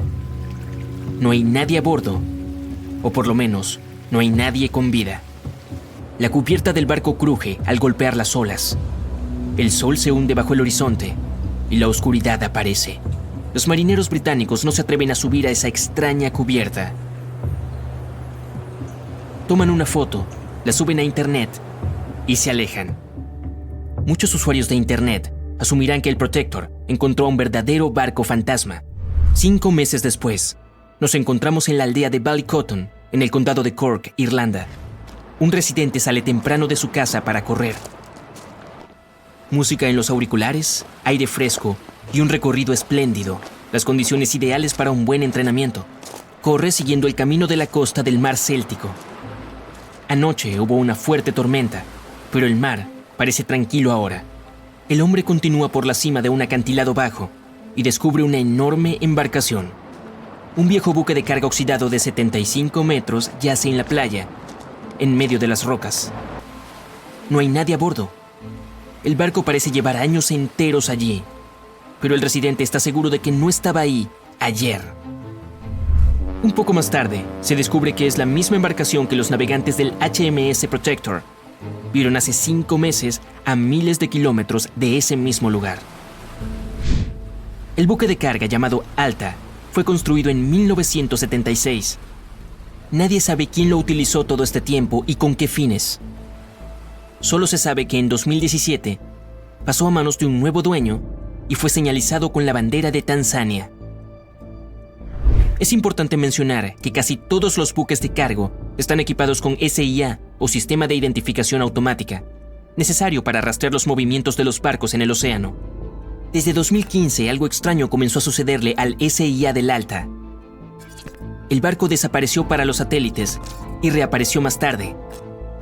A lo largo de los últimos años, cambió varias veces de nombre y bandera. No es sorpresa que su SIA se haya apagado y encendido en tantas ocasiones. Se dice que algunas personas hacen esto para ocultar actividades ilegales. El capitán del barco, sea quien fuera, claramente no quería revelar los movimientos del Alta. Para cuando fue detectado en 2017, el Alta había navegado cerca de las ciudades portuarias griegas. Hizo 12 paradas en 3 de esas ciudades en diferentes partes de Grecia. Luego, la señal del SIA desapareció. 10 meses después, reapareció cerca de la costa norte de África, a 2.000 kilómetros de Grecia. En septiembre de 2018, el barco navegaba a unos 2.200 kilómetros al sureste de las Bermudas. Fue entonces cuando los miembros de la tripulación comenzaron a tener problemas. Había 10 personas a bordo del Alta. El 19 de septiembre, el motor del barco se descompuso en medio del Océano Atlántico. La costa más cercana se encontraba a una gran distancia. El barco perdió el rumbo. Los días pasaron, pero la tripulación no lograba repararlo. Los suministros de comida escaseaban. La tripulación comenzó a entrar en pánico e intentaban contactar a alguien. La situación empeoró cuando se descubrió que un fuerte huracán se acercaba al lugar donde el Alta se había descompuesto. La tripulación se comunicó con la Guardia Costera de los Estados Unidos. El 2 de octubre, un helicóptero partió en dirección al buque y les dejó comida y agua. Con eso debía bastar para que la tripulación sobreviviera varios días. Una semana después, un bote de rescate navegó unos 2.400 kilómetros para dar con el Alta y ayudar a los marineros varados. Poco después del inicio del huracán, los rescatistas estadounidenses tuvieron éxito. Toda la tripulación fue llevada a Puerto Rico. El Alta permaneció a la deriva en el océano. Poco después, otro barco llegó y lo remolcó hacia la costa de Guyana. Fue entonces cuando algo salió mal, otra vez. El barco fue secuestrado. ¿Quién lo hizo y por qué? Todavía es un misterio. Pero después, por alguna razón desconocida, los responsables decidieron abandonarlo a su suerte en medio del océano. Durante casi un año, la ubicación del barco no pudo ser rastreada. Después, en septiembre de 2019, la Marina Real Británica lo encontró. Se desconoce cómo fue que el Alta logró cubrir la distancia del Atlántico y terminar en la costa de Irlanda. Se inició una investigación en este último país. Es necesario identificar al dueño del buque y hallar a alguien responsable para que lo remolque. Pero desde entonces no han encontrado a nadie. En una ocasión, una persona desconocida llamó a las autoridades irlandesas y dijo ser el dueño del Alta, pero no ofreció ningún tipo de evidencia. Se encontraron varios barriles de petróleo a bordo. Para desmantelar el barco, las autoridades tendrán que gastar unos 10 millones de euros. Los residentes locales también están molestos con el naufragio. El metal corroído es malo para el medio ambiente. Y unos chicos ya han subido a bordo. Publicaron un video en internet desde el interior del buque abandonado. El destino del Alta continúa sin resolverse. Aún permanece ahí. Ese barco navegó solo 2 años por el océano. En cambio, imagina si otra embarcación hiciera lo mismo durante 38 años. En todo ese tiempo, nadie logró capturarla. Y las personas aún siguen buscándola. Ese barco se llama SS Beichimo. Se trata de un buque mercante propiedad de una empresa comercial canadiense. En 1931, el barco quedó atascado en el hielo cerca de la costa de Alaska. Una fuerte tormenta de nieve se desató. La tripulación esperó una semana antes de que se terminara, pero solo empeoró. Un día, el clima mejoró un poco y una parte del grupo fue evacuada a la ciudad más cercana. El resto, junto con el capitán, instaló un campamento cerca del barco. La tormenta volvió a estallar y no se detuvo por un buen tiempo. Era tan intensa que el capitán no podía ver lo que había a más de 1 metro de distancia. Por fin, cuando la tormenta pasó, el capitán descubrió que el navío simplemente había desaparecido. Supuso que el Beichimo se había hundido durante la tormenta. Una semana después, se le vio deambulando cerca del lugar donde se había perdido. El casco estaba tan dañado que no era seguro navegar en él. Así que el capitán decidió abandonarlo. Sin embargo, este no se hundió. Pasó 38 años a la deriva, recorriendo distintos puntos de la costa de Alaska. Más de una vez, las personas subieron a bordo, incluyendo a unos residentes nativos de Alaska y un grupo de investigadores. Los intentos de salvarlo del mar terminaron en fracasos. Las operaciones de rescate fueron saboteadas por el hielo a la deriva y el mal clima. La última vez que se le vio fue en 1969. El barco estaba congelado y bloqueado por el hielo. En 2006, el gobierno creó un proyecto especial para hallar al Beichimo. Sin embargo, en todos estos años, sigue sin aparecer. Su paradero es un misterio. Es probable que por fin haya encontrado la paz y que ahora descanse en el fondo del mar de Chukotka. Muchas cosas aterradoras se esconden en la oscuridad. Cuando te paras en la cubierta de un barco en medio del océano sin límites y observas la distancia nocturna, tu imaginación comienza a dibujar imágenes terribles. Pero es mucho peor cuando el horror no está oculto y el miedo aparece a la luz bajo los rayos del brillante sol. Cuando las planicies de nieve infinitas y los gigantescos icebergs comienzan a enloquecerte. Tal horror les ocurrió hace más de 170 años a los miembros de la tripulación de dos grandes barcos, Erebus y Terror. El 19 de mayo de 1845, estos dos barcos emprendieron un gran viaje a través de las aguas árticas para abrir el Paso del Noreste, una ruta entre el Océano Atlántico y el Océano Pacífico, pasando por las heladas bahías de Canadá. Para entonces, ambos barcos ya habían ganado fama después de varias expediciones exitosas en la región ártica. El Erebus y el Terror estaban equipados con cascos fuertes que podían resistir la presión de los icebergs polares. Estos fueron los primeros barcos de la Marina Real Británica equipados con motores de vapor. Antes de su última expedición, los ingenieros cubrieron los barcos con una capa extra de hierro para hacerlos más resistentes al hielo. Mucha comida, libros y carbón fueron cargados en la bodega del barco. La estufa central y las cabinas de los marineros estaban conectadas por conductos de aire especiales. Todo el mundo estaba seguro de que ningún iceberg podría atravesar el barco. Los suministros de combustible y alimentos garantizaban que nadie pasaría hambre. En todos los aspectos, esos eran los barcos más equipados de la época para este tipo de expediciones. El Erebus y el Terror zarparon de la aldea inglesa de Greenhithe con una tripulación de 128 miembros. El líder de toda la expedición fue Sir John Franklin.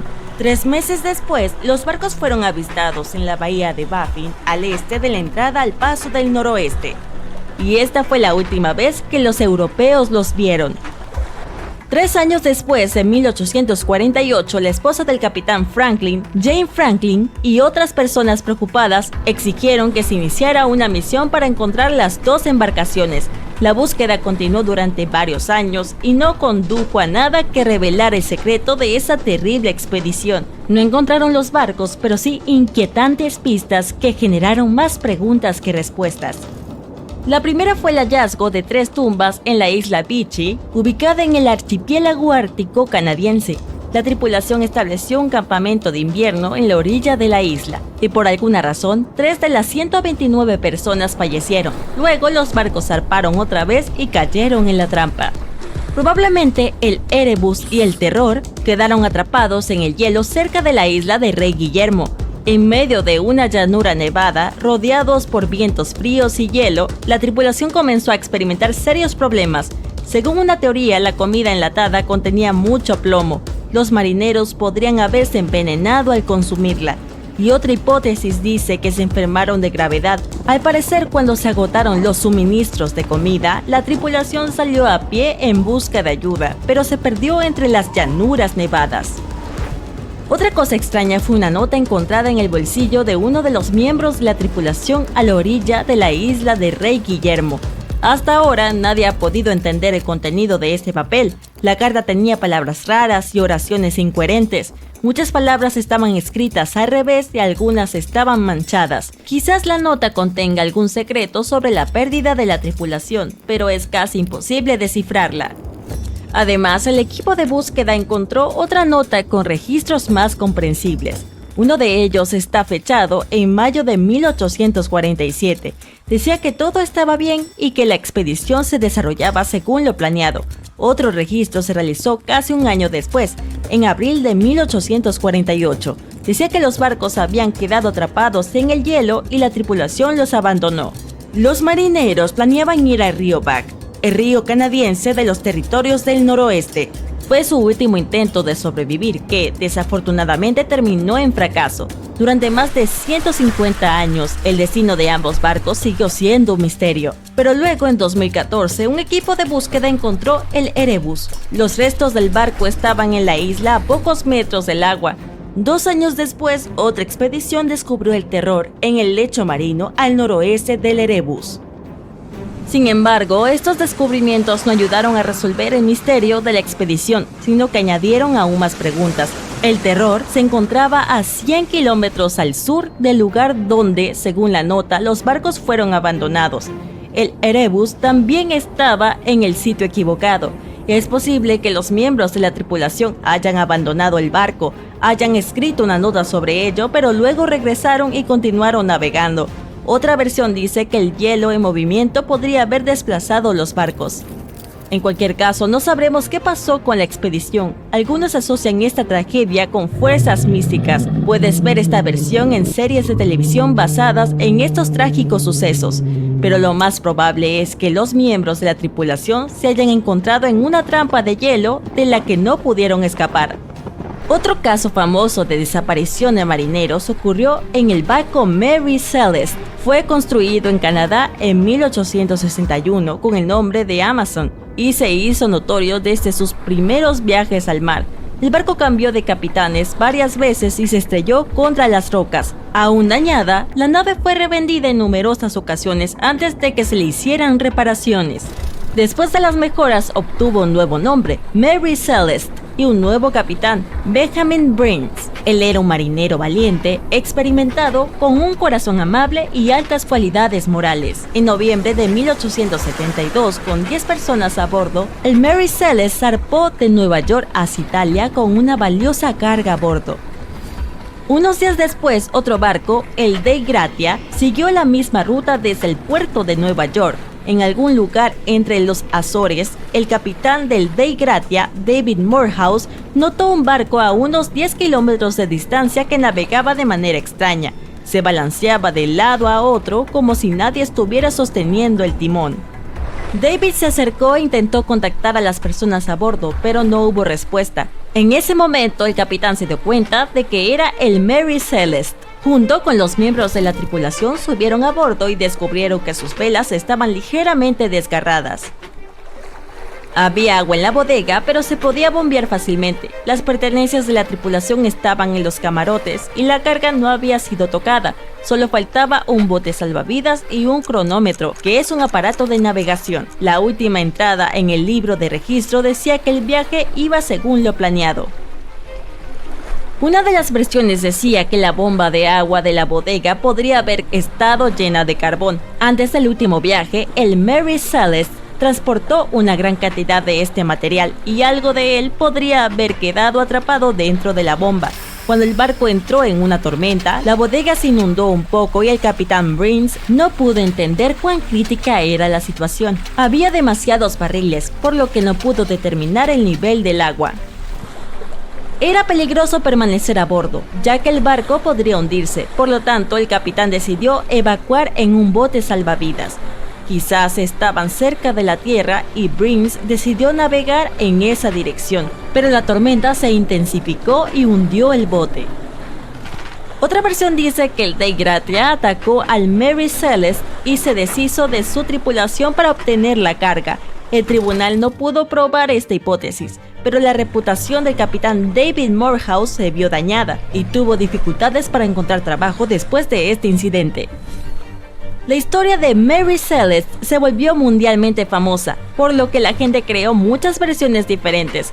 Por supuesto, hubo quienes afirmaron que algo místico le había sucedido al barco, pero tales teorías no tienen evidencia. Hay tantos registros y documentos en internet sobre este caso que cualquiera puede intentar discernir la verdad de la ficción. Una espesa niebla se levanta sobre el océano mientras el sol se hunde lentamente en el horizonte. Es difícil ver más allá de unos metros, pero eso es suficiente para notar una forma descomunal y esquelética a la distancia. A medida que el barco se acerca a ella, tu corazón late más rápido y entonces distingues los detalles de otro navío, abandonado por lo que parece. Los barcos fantasma existen y sus misterios no siempre se resuelven. Por ejemplo, el MV Joyita era un barco de madera construido en 1931 como yate de lujo. Sirvió a varias personas durante más de 20 años antes de que lo comprara un marinero samoano y se convirtiera en un barco mercante. Pero en 1955 el servicio del Joyita llegó a un final abrupto y misterioso. El 3 de octubre zarpó para otro viaje comercial que no debería haber durado más de 48 horas. Los retrasos ocurren en el mar, así que cuando el Joyita no llegó el 5 de octubre, como estaba previsto, no hubo mucha preocupación todavía. Pero entonces tampoco llegó al día siguiente. No hubo ninguna señal de socorro, ni ningún otro signo de la presencia del Joyita en ningún lugar entre sus puntos de partida y de llegada. Se envió un grupo de búsqueda y rescate para encontrar el barco, y durante 6 días estuvieron explorando la zona de casi 259,000 kilómetros cuadrados. El 12 de octubre la misión regresó a la base con las manos vacías. Joyita desapareció sin dejar rastro. Solo un mes después, otro buque mercante, el Tuvalu, se percató de que el barco desaparecido estaba lejos de su ruta, a la deriva en mar abierto, y escorándose fuertemente. Los marineros abordaron el navío y descubrieron que toda la tripulación y los pasajeros, 25 personas en total, habían desaparecido junto con toda la carga que llevaba el barco. La radio estaba sintonizada en la frecuencia internacional de socorro, lo que significa que la tripulación intentó pedir ayuda, pero no pudo comunicarse con nadie porque el cable de radio se había dañado, limitando el alcance a 3,2 kilómetros. También faltaban los botes salvavidas, lo que indicaba que las personas a bordo debían haber abandonado el barco. Por desgracia, parece que se llevaron el diario de navegación, lo que dejó al equipo de rescate sin saber qué había pasado. Incluso hoy, el misterio del MV Joyita no se ha resuelto. Nadie sabe a dónde fueron la tripulación y los pasajeros, ni qué provocó que se fueran. El SV Carol A. Deering no era un barco fantasma en el sentido habitual de la palabra. No se le vio en alta mar. En cambio, fue encontrado en la costa, pero las circunstancias de su encallamiento son un rompecabezas rodeado de misterio. El Carol A. Deering se construyó en 1919 en Maine y era un buque de gran tamaño hecho para viajes comerciales. Por desgracia, a pesar de su elevado costo de construcción, solo había prestado servicio durante un año antes de su último viaje. 19 de julio de 1920. El barco viajaba de Puerto Rico a Río de Janeiro vía Newport News para entregar un cargamento de carbón. Estaba casi a mitad de camino hacia su destino final cuando el capitán cayó gravemente enfermo. La tripulación regresó para dejarlos a él y a su hijo y para sustituirlo. El viaje transcurrió sin incidentes, pero cuando llegó a Barbados en diciembre para reabastecerse, hubo extraños ánimos entre la tripulación. El primer oficial no parecía estar contento con el nuevo capitán. Nadie le prestó mucha atención en ese momento, cuando probablemente debería haberlo hecho. El último avistamiento del Carol A. Deering en el mar fue el 28 de enero de 1921, cuando un buque faro lo divisó frente a la costa de Carolina del Norte. Hubo cierto revuelo en el alcázar del barco, donde normalmente no se permitía a la tripulación. Luego otro buque lo avistó, pero ya no había nadie en las cubiertas. El 31 de enero, el buque mercante fue encontrado encallado en los Diamond Shoals, un lugar famoso por los numerosos naufragios que se han producido ahí durante siglos.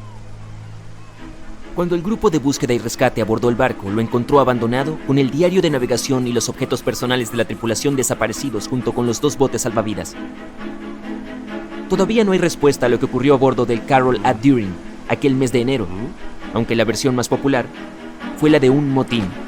Sin embargo, tal vez nunca descubramos la verdad. El SS Baichimo es quizá uno de los botes fantasma más notables de la historia. Este gran barco de vapor de carga se construyó en 1914 en Suecia y siguió su camino diligentemente durante más de 16 años, intercambiando provisiones por pieles con las tribus nativas de Alaska y Canadá. Pero entonces, el 1 de octubre de 1931, el Baichimo quedó atrapado en el hielo. Al principio parecía que la tripulación podría esperar y continuar su ruta, porque el barco se liberó en un par de días. Pero en menos de una semana volvió a quedar atrapado, esta vez definitivamente. En una semana más se envió un grupo de rescate para recoger a 22 de los tripulantes, mientras que otros 15 se quedaron atrás para esperar durante el invierno si era necesario y recuperar el barco. Pero un mes más tarde, después de que una fuerte ventisca azotara su campamento, los marineros salieron de sus refugios y descubrieron que el barco había desaparecido. Por suerte, unos días más tarde, un cazador nativo les dijo que el Baichimo no se había perdido todavía. Lo había visto a unos 72 kilómetros de donde estaban posicionados. Consiguieron localizarlo, pero decidieron que no sobreviviría al invierno. Así que tomaron la carga más valiosa de su bodega y lo abandonaron. Aunque se equivocaron, el SS Baichimo sobrevivió a ese invierno y a muchos otros que le siguieron. Cuando el hielo se rompió, se alejó por sí solo, a la deriva por las costas de Canadá y Alaska. Hubo numerosos avistamientos del barco fantasma, a veces a la deriva en mar abierto y otras atrapado de nuevo en el hielo. La gente intentó abordarlo y salvarlo, pero las condiciones meteorológicas o la falta de equipo siempre se lo impidieron.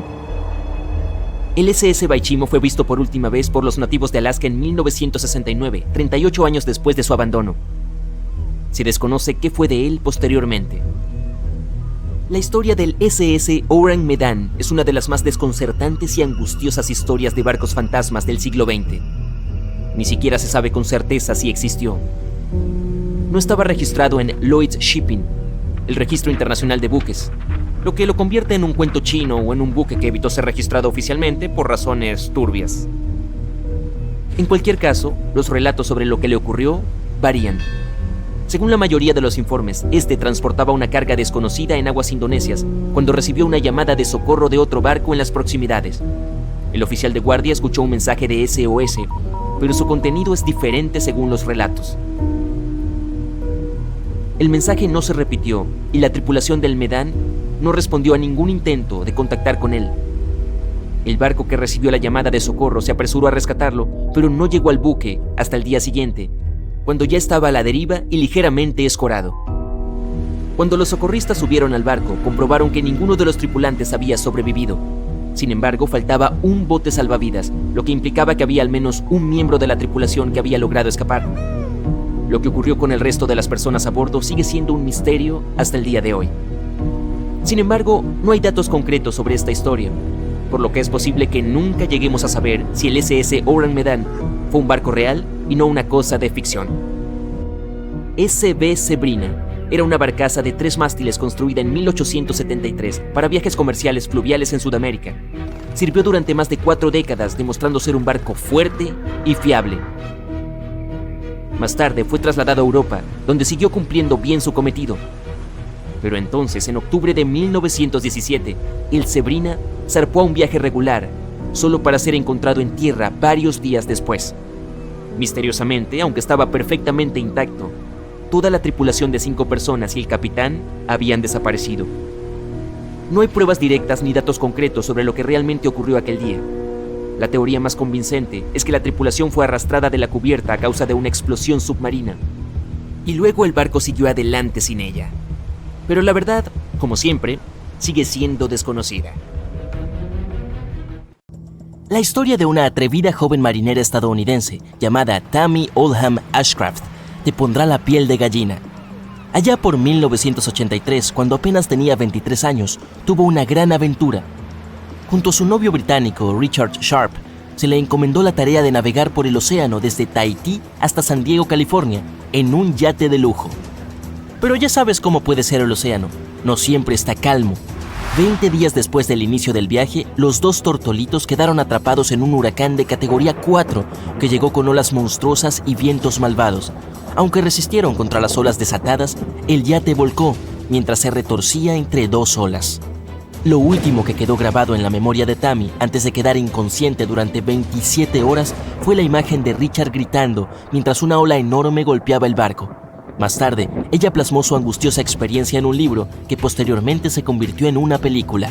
Tammy tenía bastante experiencia en el mar antes del fatídico viaje, poseía grandes habilidades para navegar y ya había cruzado el Pacífico 2 veces. Al partir de Tahití hacia San Diego, al principio tuvieron un viaje tranquilo, pero un par de semanas después empezaron los problemas. Los agarró un viento tropical que venía de Panamá, y antes de que se dieran cuenta, la tormenta se estaba moviendo hacia el oeste y ganando intensidad. La pareja hizo esfuerzos para llegar a una zona segura, pero el huracán se movía a una velocidad increíble. Usualmente duraría poco, pero en este caso, el huracán seguía avanzando. Y es que enfrentarse a olas gigantes y vientos huracanados es suficiente para provocarle pesadillas a cualquiera. el barco sufrió una paliza y a pesar de la preparación de los navegantes, lidiar con mares tan agitados fue una tarea monumental. La embarcación saltó al aire sobre unas olas altísimas y cayó estrepitosamente, haciendo temblar toda la estructura. Richard estaba en la cabina de mando, agarrado con un arnés de seguridad, mientras navegaban sobre un mar furioso. Pero entonces se toparon con unas olas rebeldes surgidas de la nada. Una de estas olas hizo que el bote diera una voltereta de 360 grados, y eso fue lo último que Tammy recuerda. Cuando recobró la conciencia, Richard no estaba por ninguna parte. Los arneses de seguridad destinados a mantenerlo atado al bote estaban rotos. Sin nadie cerca para recibir sus señales de socorro, Tammy se quedó con una radio de larga distancia que no funcionaba después de 2 semanas de azote constante del mar. Todo lo que tenía era una radio de alta frecuencia VHF de corto alcance que dejó de funcionar después de 5 días debido a los daños por el agua. Estaba sola y completamente aislada. Tammy tuvo que depender de sus herramientas básicas para navegar hasta Hawái. Y utilizando la posición del sol determinó su latitud y una vez que encontró su reloj también pudo calcular su longitud. Le llevó un tiempo, pero logró llegar hasta Hawái. Durante el tiempo que estuvo perdida en el mar, Tammy demostró cuán ingeniosa era. Recordó haber intentado poner en marcha el motor, pero algunas partes del barco se habían derretido sobre el eje de la hélice. A pesar de sus conocimientos de mecánica, no podía perder tiempo intentando reparar algo que podría estar completamente dañado. En su lugar, se basó en su formación como contramaestre. Tammy también llevó un registro de su tiempo en el mar, siempre consciente de que si no lograba sobrevivir, este podría ser el único indicio de lo que había sucedido. Luego admitió que su estado mental había sido frágil durante su calvario. A pesar de todo, aseguró que el instinto de supervivencia humano es increíblemente fuerte. Ella quería vivir. Y nuestro próximo héroe es un hombre llamado Steve Callahan. Su historia, aunque suena como un guión de Hollywood, es tan real como increíble. En 1982, Steve participó en una regata de vela en solitario a través del vasto océano Atlántico. Para ello utilizó un vehículo de diseño propio, orgullosamente llamado Napoleón Solo. Era un barco fuerte y confiable, construido para resistir tormentas y desafiar a las olas. Pero había un clima impredecible que destrozó la flota de la carrera y hundió un montón de barcos. Steve tuvo que apartarse y atracar su amado Napoleón Solo en España para hacer algunas reparaciones urgentes. Y después de reparar el barco, Steve se puso en marcha de nuevo, esta vez con la mira puesta en las Islas Canarias. Estaba decidido a cruzar el Atlántico y llegar a las arenosas costas de Antigua. Lamentablemente su barco fue azotado por fuertes vientos que lo dejaron significativamente dañado. Steve se encontró sin más opción que abandonar su embarcación y se subió a una balsa salvavidas inflable. Pero decidió que no se iba a rendir sin luchar. Antes de que el Napoleón Solo se hundiera en las profundidades del Atlántico, se sumergió repetidamente en las aguas turbulentas para rescatar lo que pudiera. Con algunos elementos esenciales asegurados, luchó contra el hambre, la sed y la soledad durante los siguientes 76 días. Unos pescadores finalmente lo encontraron y lo llevaron a un hospital en donde comenzó su recuperación. Podrías pensar que aquí es donde termina la historia, pero su increíble saga de supervivencia fue publicada en revistas de navegación, presentada en numerosos programas de televisión y finalmente plasmada en su propio libro. Pero el récord del mayor tiempo perdido en el mar fue establecido por un hombre llamado José Salvador Alvarenga. Él es un alma increíblemente resistente cuya tenacidad y voluntad para sobrevivir se convirtió en material de leyendas. Eso se debe a que durante 438 largos y difíciles días estuvo a la deriva. Pescador de profesión, José no era ajeno a los caprichos impredecibles del mar. Su aventura más aterradora comenzó un día como cualquier otro, en el año 2012. Ese fue el día en que José y su compañero de pesca se alejaron de las costas de un pintoresco pueblo de pescadores llamado Costa Azul, en México. Era su primer viaje juntos. La vida, sin embargo, les tenía reservada una desagradable sorpresa. Poco después de haber dejado atrás la comodidad de la costa, fueron emboscados por una furiosa tormenta que zarandeó su pequeño bote como si fuera un juguete, desviándolo de su curso. El motor del barco y la mayoría de sus aparatos electrónicos quedaron inservibles. José, demostrando su rápido pensamiento, logró hacer una llamada de radio a su jefe para pedir ayuda antes de que el dispositivo de comunicación dejara de funcionar, pero no recibió respuesta. Resulta que durante 5 implacables días la tormenta jugó con ellos.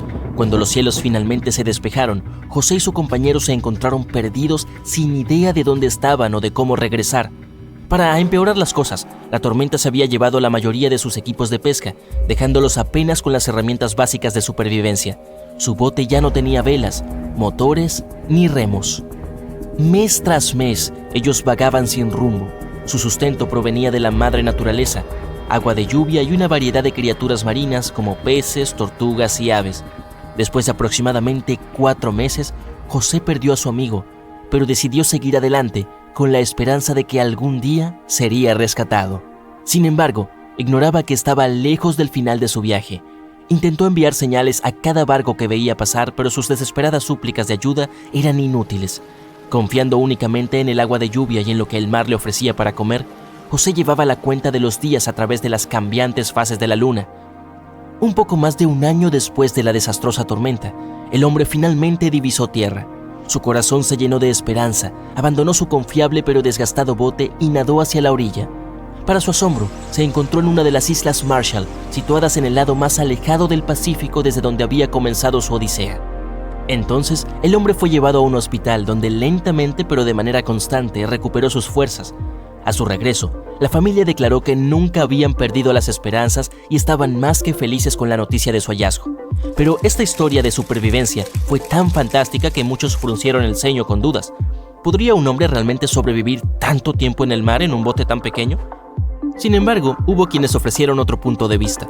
Los expertos aclararon que la carne fresca de aves y tortugas que Alvarenga afirmó haber consumido en abundancia contenía suficiente vitamina C para garantizar la supervivencia.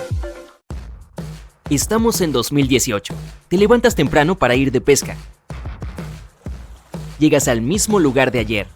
Lanzas el anzuelo al mar y esperas. El flotador se mueve. Has pescado algo, pero... ¡Oye! Hola. ¿Por qué no estás haciendo nada?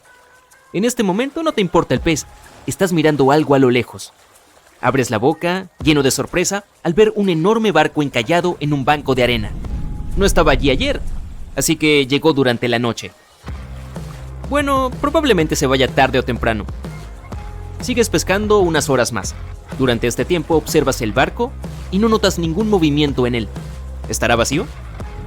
Algunas embarcaciones y los guardacostas navegan desde la orilla hasta el barco. Tú también decides indagar. Subes a tu viejo bote y te diriges hacia el barco. La niebla sobre el agua hace que tenga un aspecto espeluznante. Es enorme. Está oxidado y vacío. ¿Dónde está la tripulación? ¿Y cómo llegó ahí? Los guardacostas suben a bordo. Registran la bodega, los camarotes y la cubierta superior.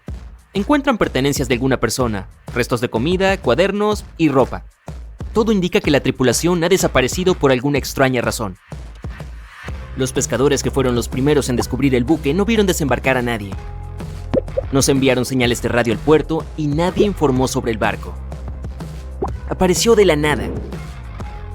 La única forma de obtener algo de información es mirar el número y el nombre. Se trata del Sam Ratulangi PB 1600. Los guardacostas comprueban la información, estudian los datos de todos los barcos del país y no puede ser. Una empresa construyó el barco en 2001 en Indonesia. Lo utilizaban para transportar cargas pesadas por los mares de Asia. Había estado operando durante 8 años.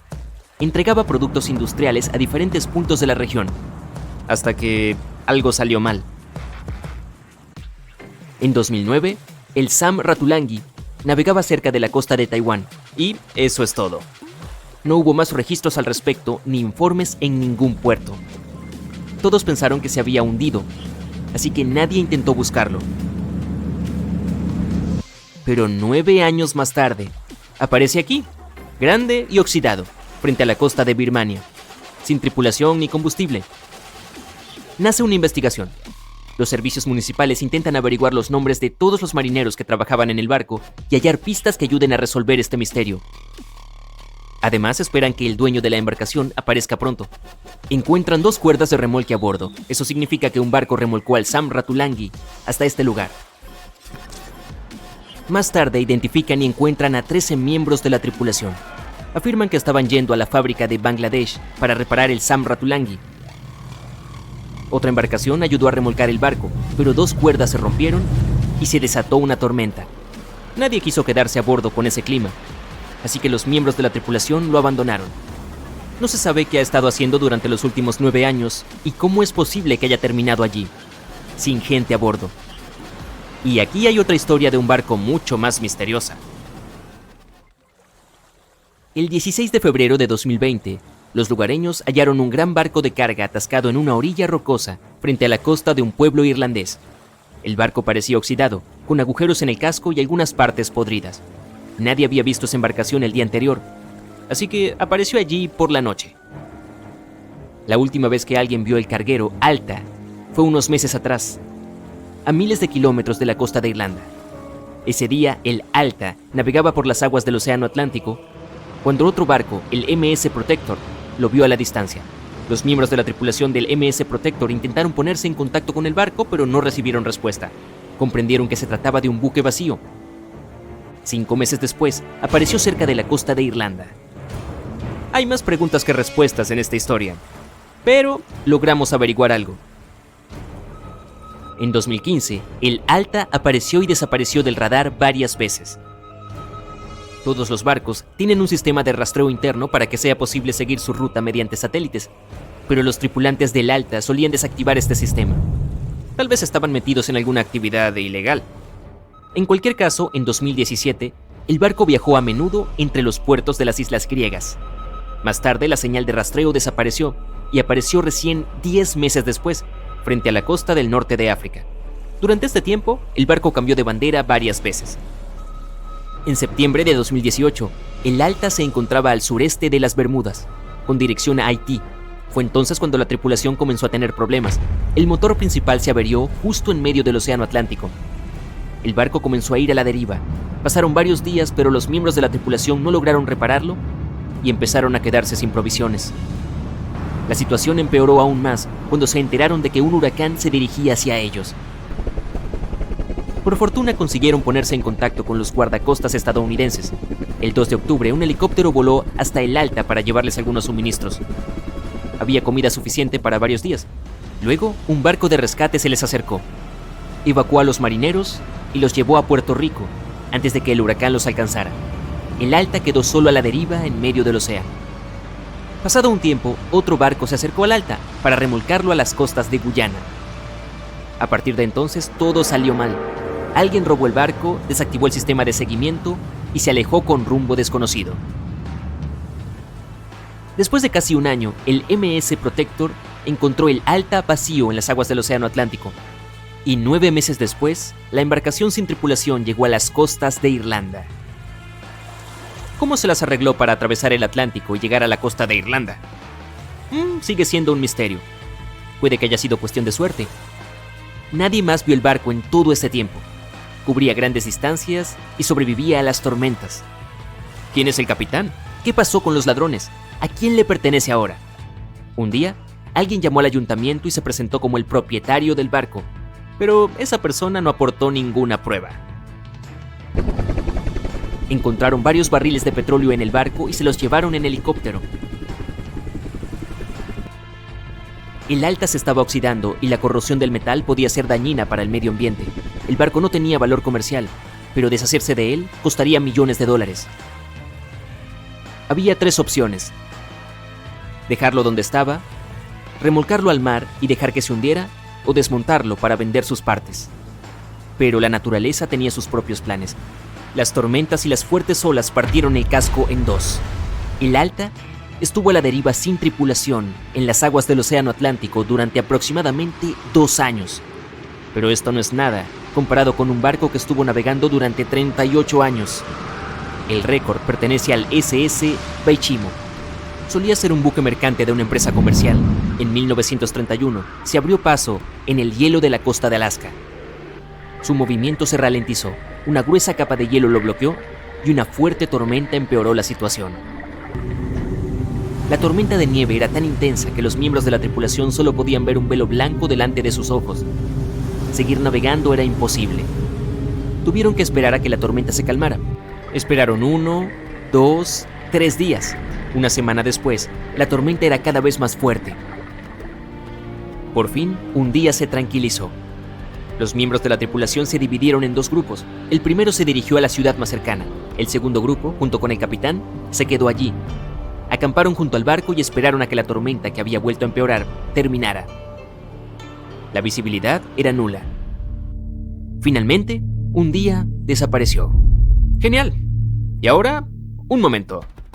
¿Dónde está el barco? El SS Baichimo había desaparecido durante la tormenta. El capitán estaba seguro de que el barco se había hundido, así que partió junto con la tripulación. Una semana después, lo vieron a la deriva, cerca de la zona donde lo habían perdido. El casco estaba tan dañado que navegar en él no era seguro. Repararlo sería inútil y caro, así que el capitán decidió abandonarlo. Estaba seguro de que se hundiría tarde o temprano, pero se mantuvo a flote durante los días siguientes, los meses siguientes y unos cuantos años. A lo largo de los 38 años que siguieron, varias personas dijeron haberlo visto en varios puntos de la costa de Alaska. El último registro del SS Baichimo data de 1969. Los que lo vieron afirmaron que estaba completamente congelado, casi fundido con el hielo. Algunos quisieron emprender una expedición para encontrarlo, pero todos los intentos fracasaron. Es probable que se encuentre en algún lugar del fondo del mar. En ese momento, nadie sabía que sería la última aparición pública de Steve Jobs. Habló ante el ayuntamiento de Cupertino apenas 4 meses antes de fallecer. Allí, presentó el nuevo proyecto del campus Apple Park. En los años 90, Apple construyó su primer campus y lo llamó Infinite Loop. Todo el lugar se configuró en un anillo alrededor de un camino en forma de circuito, nombrado así por el concepto de programación donde un código se ejecuta repetidamente para siempre. Genial, ¿no? De todos modos, funcionó bien por un tiempo, pero a medida que Apple seguía creciendo, simplemente se quedaron sin espacio. Así que empezaron a adquirir más edificios en la zona. Eventualmente, se convirtió en un caótico conjunto de oficinas desparejas que no funcionaban en conjunto para nada. Pero en lugar de abandonar Infinite Loop, Apple decidió conservarlo y construir un enorme y moderno campus cerca. Tuvieron suerte con un gran terreno justo al lado de la Interestatal 280. Esta autopista atraviesa Silicon Valley, por lo que sería muy fácil para la gente llegar al trabajo. Ese terreno alguna vez perteneció a Hewlett Packard, pero como esta empresa estaba reduciendo su tamaño, decidieron vender, y Apple aprovechó la oportunidad. Como dato curioso, Jobs trabajó en Hewlett Packard cuando era adolescente, lo que hizo que la adquisición del terreno fuera personalmente significativa para él. Para crear el campus de sus sueños, Apple contrató a un arquitecto de renombre, Norman Foster, y su estudio de diseño. La idea era construir un edificio enorme lo suficientemente grande como para albergar a 12,000 personas. Por eso, el edificio principal del campus es un anillo gigantesco con un enfoque en la colaboración. Los creadores querían asegurarse de que los trabajadores de diferentes departamentos pudieran reunirse con frecuencia en espacios compartidos. Una característica destacada del edificio es el uso de paneles de vidrio curvados gigantes, los cuales ofrecen vistas panorámicas impresionantes y una sensación general de amplitud. El edificio de forma anular está rodeado por vastas áreas verdes. En su interior está dividido en 9 secciones conectadas por atrios amplios y luminosos. Todo está envuelto por un muro continuo de vidrio de suelo a techo, lo que permite una vista completa del espacio verde exterior desde cualquier punto dentro del anillo. La disposición en el interior también es diferente. Es un gran espacio abierto donde las personas pueden sentarse donde quieran, como en un espacio de trabajo compartido o en un campus universitario. La idea principal es facilitar que la gente trabaje junta. Sorprendentemente, o tal vez no tanto, después de todo, los introvertidos existen. No todos están de acuerdo con este diseño abierto. Algunos empleados de Apple, en especial los programadores, dicen que en realidad es difícil concentrarse con todo el espacio abierto y el ruido. Ahora, aunque ese enorme edificio circular es increíble, todavía no tiene suficiente espacio para todos en Apple. Por eso, han adicionado construcciones extras en los alrededores. Pero los nuevos no tienen un diseño tan increíble como el edificio principal. Para mantener todo funcionando sin problemas, Apple también estableció un sistema de transporte privado para llevar a los empleados a través de las congestionadas calles de Silicon Valley. Apple Park no solo fue costoso de construir, fue un proyecto de otro nivel, con un costo reportado de unos $5,000 millones en total. Al desglosar esta cifra, equivale a aproximadamente $1,785 por 0,09 metros cuadrados o unos sorprendentes $12,40 por 6,4 centímetros cuadrados. Esto se debe a que casi todo en Apple Park fue hecho a medida y diseñado meticulosamente. ¿Qué tal si echamos un vistazo más de cerca a lo que se invirtió en algunas de las estructuras principales? El edificio principal, conocido como la nave espacial, es el corazón de Apple Park y la construcción más reconocible. La estructura principal en forma de anillo es enorme. Mide 1,6 kilómetros de circunferencia. El edificio en sí es famoso por sus más de 3.000 paneles de vidrio curvados hechos a medida que forman las paredes continuas de vidrio. Y aquí está cuánto le costó toda esa belleza a Apple. $427.570.867. Luego está el Teatro Steve Jobs. Este lugar es una adición especial al campus, creado en memoria del fundador de Apple, Steve Jobs. Se extiende por 14.864 metros cuadrados y tiene capacidad para hasta 1,000 personas. Esto lo hace perfecto para los famosos lanzamientos de productos de Apple y otros eventos. Solo el vestíbulo del sitio costó alrededor de $12 millones. El arquitecto Norman Foster lo diseñó de tal manera que solo es visible desde el exterior el elegante vestíbulo completamente de vidrio. Este pabellón está sostenido completamente por vidrio sin columnas, lo cual lo convierte en la estructura más grande del mundo completamente sostenida por vidrio. El arquitecto quiso que la construcción pareciera una joya ubicada en el parque. Todo el teatro se encuentra bajo tierra y se abre a un impresionante cilindro de vidrio de 6 metros de altura. Este está coronado por uno de los techos de fibra de carbono más grandes del mundo. Y aquí está el costo total del teatro: $179.437.885. El centro de visitantes del Apple Park fue diseñado para que incluso el público en general pudiera tener un pequeño vistazo de la experiencia de Apple Park. Este edificio incluye un área de recepción para huéspedes, una zona de exhibición donde los visitantes pueden ver los productos de Apple y una cafetería. También hay 185.800 metros cuadrados adicionales de estacionamiento aquí, cuya construcción costó alrededor de $26 millones. Bueno, al menos garantiza mucho espacio para los visitantes. El centro de visitantes incluso ofrece una exclusiva tienda Apple con productos que solo están disponibles en esa ubicación, junto con un recorrido de realidad aumentada por el campus. Es tan genial como parece y le ofrece a la gente una mirada virtual de cómo es por dentro el Apple Park. La construcción del centro de visitantes tampoco fue barata. Costó $109.670.640.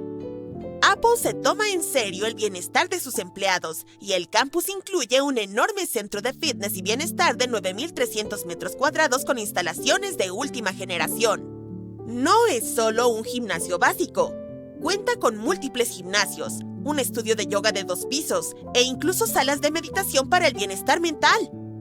También hay instalaciones para deportes de equipo, espacios para terapia física e incluso servicios médicos y dentales en el lugar.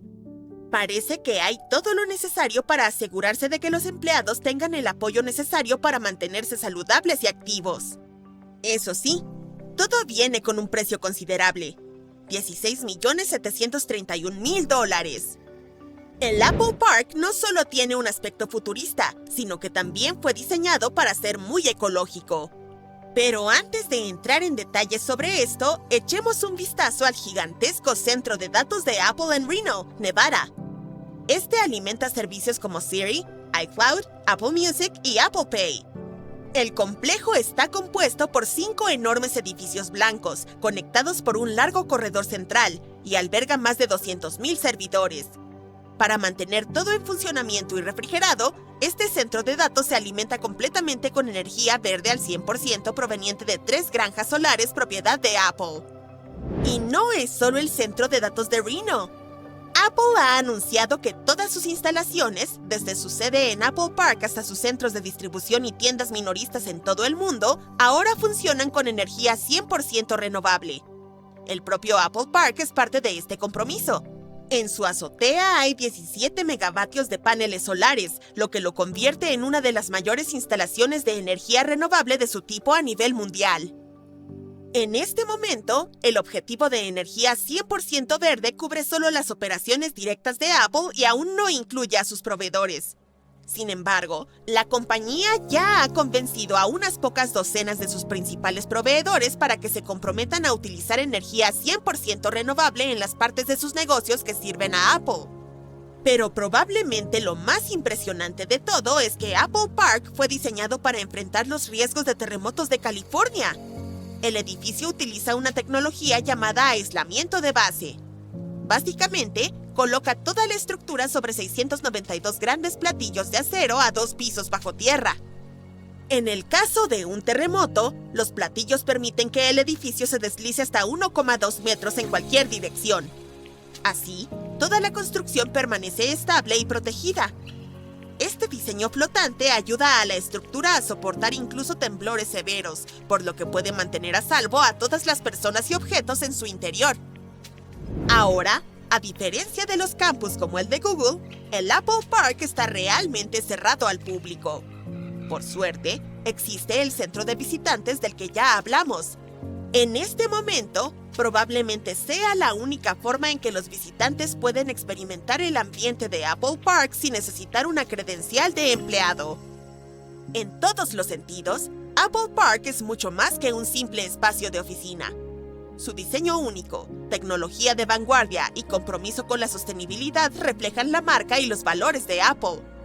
Para Apple, no se trata solo de crear un lugar de trabajo, sino de construir un entorno de alta tecnología y ecológico que demuestre la obsesión de la empresa con la calidad, el diseño y la perfección.